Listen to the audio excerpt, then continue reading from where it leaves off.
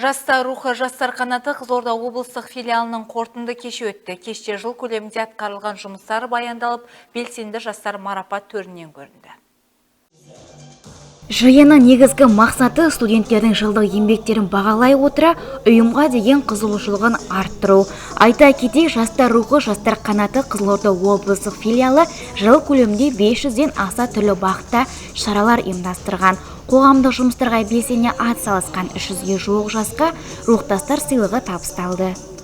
Жастар рухы Қызылорда облыстық филиалы үшін жемісті жыл болды. Жақында ғана Астана қаласында өткен республикалық рухтастар сыйлығының аясында соңғы 12 жылда Қызылорда қаласына үздік бөлімше номинациясын жеңімпаз атанып келдік.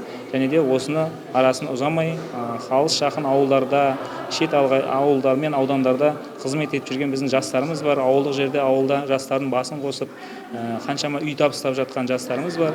Сол жастардың барлығын осы рухтастар сыйлығында бүгін арнайы марапаттадық.